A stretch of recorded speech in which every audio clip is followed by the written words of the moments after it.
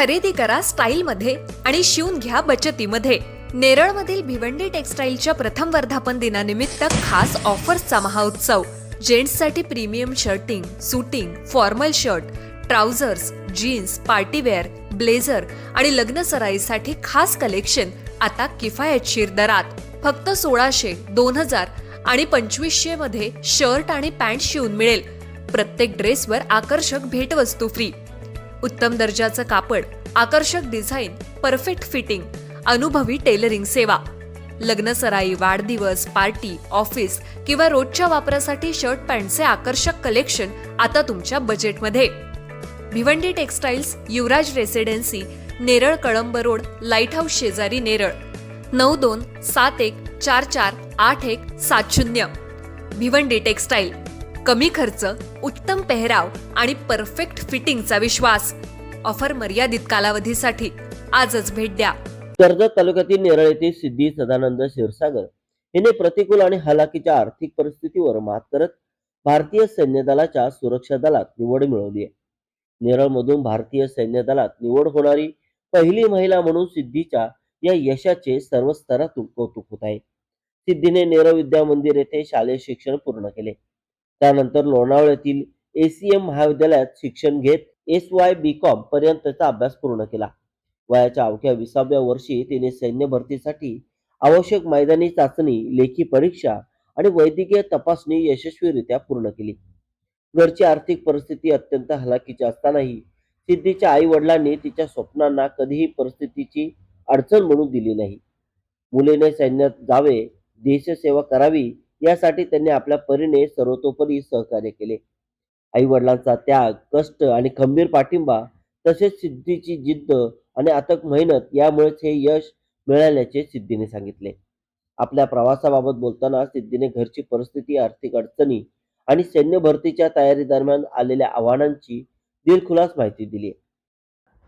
मला म्हणजे मी जेव्हा 7वीला होते ना, तेव्हापासून मला इच्छा होती की मी आर्मीत जाणं. मी जेव्हा बघायचे, हे करायचे आणि राकेश यादव म्हणून होता इथं, त्यांनी मला असं बोलायचं की तू आर्मीत जा, बघ देश सेवा कर, तुला गन घेऊन तिथं जायला भेटल.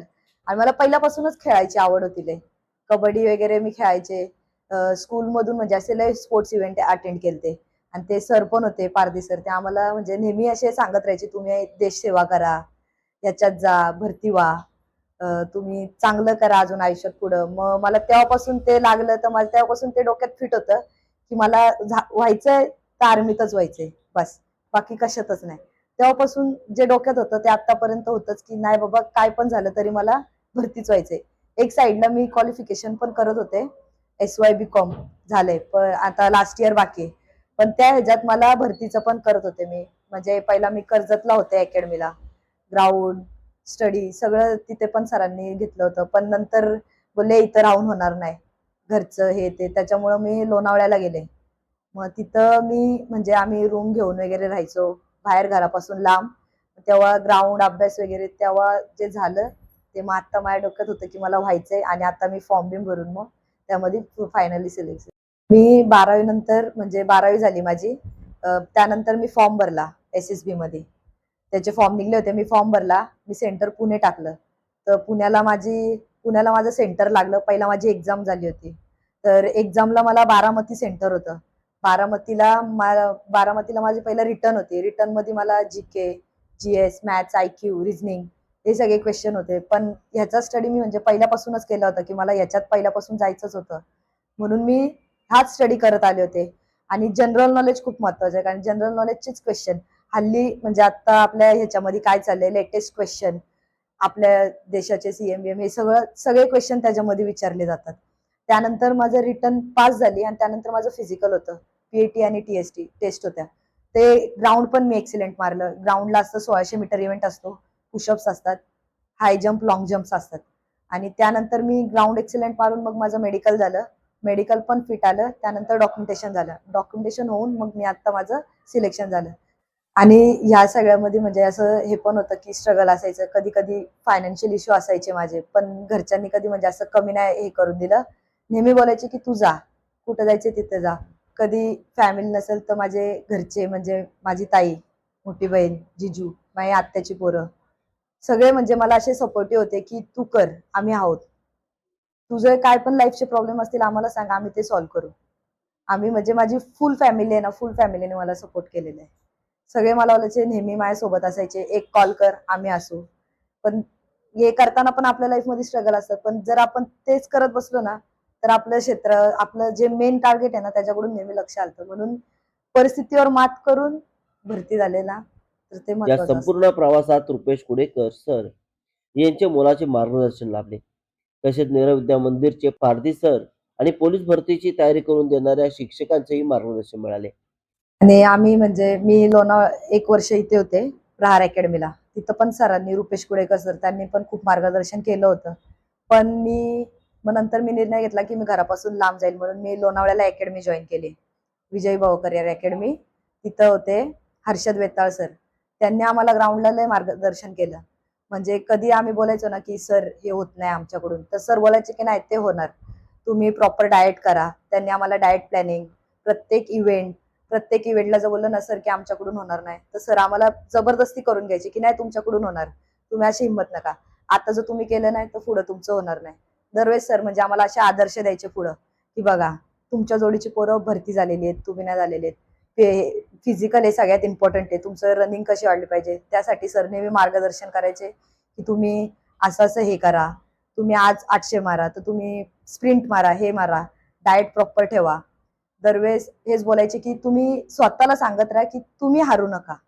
तुम्ही जर बोलले की माझ्याकडून होणार नाही, तर ती तुमची बॉडी तुम्हाला साथ देणार नाही. त्यामुळं एखाद्या गुरुचं मार्गदर्शन असणं ग्राउंडला हे लय महत्वाचं असतं. होतं की आमच्या अकॅडमीचा टाइम होता 6 वाजता. 6 वाजता सकाळी, तर मी 5लाच आम्ही उठायचो. डिस्टन्स खूप लांब होतं. ग्राउंड पासून आमची रूम अर्धा तास तरी वॉकिंग होतं. ते करून मग आम्ही 5ला निघलो ना, तर आम्ही 5:45 पर्यंत ग्राउंडला पोहोचायचो. 6 वाजता आमचं फिजिकल स्टार्ट व्हायचं. 9 वाजता आमचं फिजिकल संपायचं. 9 वाजता फिजिकल करून ग्राउंडवरती डाएट वगैरे करून 9:30 पर्यंत आम्ही रूमवर जायचो. रूमवर आम्ही फ्रेश वगैरे होऊन रिटर्न लॅबला यायचो. 10:30-11 वाजता आमचा टाइम असायचा की 11 पर्यंत आम्हाला लॅबला पोहोचायचे. लॅबला पोहोचून आम्ही तिथं 8 ते 9 तास स्टडी करायचो. 6-7 वाजेपर्यंत आम्ही तिथं स्टडी करायचो. आणि सेल्फ स्टडी असायचा, ग्रुप स्टडी असायचा. काय आलं नाही तर क्वेश्चन्स एकमेकांना शेअर करून हे करायचो. आणि मग ते झालं की 6-7 वाजता आम्ही रूमवर जायचो. 8 वाजता जेवण वगैरे बनवून आम्ही जेवायचो. आणि मग 9:30-10ला आम्ही झोपायचो. तर कारण की सकाळी लवकर उठून ग्राउंड पण असायचं आणि सर्वची की झोप महत्वाची असते. झोपलो ना आम्ही, तर मग सकाळी उठून रिटर्न ग्राउंडला. ती मैत्रीण होती, जिवलग मैत्रीण होती. म्हणजे आम्ही सगळे सोबतच होतो आम्ही. तिचं पण आज सिलेक्शन झालंय, हर्षदा बालेचे. ती पण आर्मी मध्ये जॉईन झाले. आम्ही म्हणजे सोबतच होतो. आम्ही ग्राउंड सोबत करायचो, अभ्यास सोबत करायचो, राहायला पण आम्ही सोबतच होतो. ती पण म्हणजे माझ्या जोडीला सगळ्या ह्याच्यात होते. आणि अजून पोरी होत्या माझ्या जोडीला तिकडे ग्राउंडला. आणि काल माझा रिझल्ट लागला, तर म्हणजे माझ्या जोडीला ज्या ग्राउंडला पोरी होत्या त्यांनी मला कॉल केला. तिने मला सांगितलं की तुझा रिझल्ट लागलाय, तू पास झाले, सिलेक्शन झाले तुझं.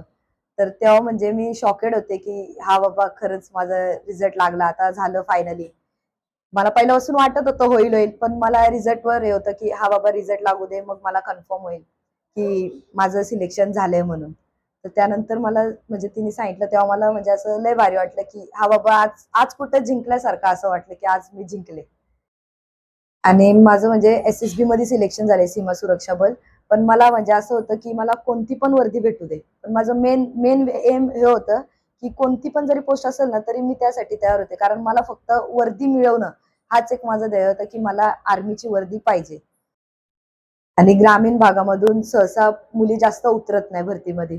आर्मी भरती म्हणजे त्यांचं पाऊल मागे पुढे होतं. पण पश्चिम महाराष्ट्रामध्ये प्रत्येक मुलीचं हे असतं की बाबा मला देश सेवेसाठी जायचंय, मला भरती व्हायचंय. आणि आपल्या साईडला आणि आत्ताच्या ह्याच्यामध्ये तर मुलं मुली दोन्ही पण समान आहे. मी मुलगी असून सांगते की पोरींनी देश सेवेसाठी लढलं पाहिजे. मुलंच का, तर मुली पण देश सेवेसाठी गेले पाहिजेत आणि काहीतरी करून दाखवलं पाहिजे. आणि माझ्यासाठी खरे इन्स्पिरेशन म्हणजे माझे काका आहेत, मोठे पप्पा माझे. त्यांचं स्वप्न होतं जाण्याचं, पण ते जाऊ शकले नाही. पण त्यांनी ते स्वप्न मला दाखवलं होतं की तू जा. पण आज ते जरी नसले तरी मी त्यांचं स्वप्न ते पूर्ण केले. आणि म्हणजे ते आज जरी नसले तरी ते नेहमी माझ्या सोबतच आहेत, मला असं वाटत राहतं. आणि त्यांची जी इच्छा होती ती आज पूर्ण झाली. माझ्या मुलीची खूप जिद्द होती की ती लहानपणापासून की मला आर्मीमध्ये जायचंय म्हणून. मी थोडासा विरोध केला तिला की नको बाळा, तू मुलगी आहे, तू कशी करशील, घरापासून लांब कशी राहशील, सकाळी कशी उठणार, कशी तू हे करणार. पण तिची ती जिद्दच होती, तिने काय ऐकलं नाही. मी तिला नकार दिला, पण नंतर तिच्या जिद्द पुढे मी हार मानली. मग आई वडिलांनी तिला सपोर्ट दिला. माझ्या मुलीची जिद्द होती ती तिने पूर्ण करून दाखवली. मी प्रत्येक आईला हाच संदेश देईल की आपल्या मुलीला आपण सपोर्ट करावा. माझं एकच म्हणणं आहे का नेरळमध्ये एवढी हे चालू आहे डेव्हलपमेंट, पण आपल्या पोरांसाठी काहीच, त्याच्यासाठी आपल्या नागरिकांसाठी काहीच नाही, पोरांसाठी काहीच नाही परेशान. त्यांना मैदान पाहिजे खेळायला, एक ग्राउंड पाहिजे काहीतरी, आणि त्यांना हे पाहिजे म्हणजे का अभ्यास नाही, काय करायला काय नाही, अकॅडमी नाही, काय नाही. त्या पोरांना काहीच त्यांचा उपयोग होत नाही. सकाळी कुठं धावायचं, कुठं जायचं ते त्यांना माहिती नाही. रोडला जातात तर रोडला गाड्या एवढ्या चालतात फास्ट मध्ये, तर त्याच्यामध्ये ऍक्सिडेंट पण होऊ शकतात. पण आपली प्रशासन काहीच करू शकत नाही त्याच्यासाठी. सिद्धीच्या या यशामुळे नेरळसह कर्जत तालुक्यात आनंदाचे वातावरण आहे. नातेवाईक, शिक्षक, मित्रपरिवार आणि नागरिकांकडून तिच्यावर अभिनंदनाचा वर्षाव होत असून सर्व स्तरातून तिचे कौतुक होत आहे. प्रतिकूल परिस्थितीवर मात करत आई वडिलांच्या स्वप्नांना बळ देत देशसेवेच्या मार्गावर वाटचाल करणारी सिद्धी अनेक तरुणांसाठी प्रेरणादायी ठरली.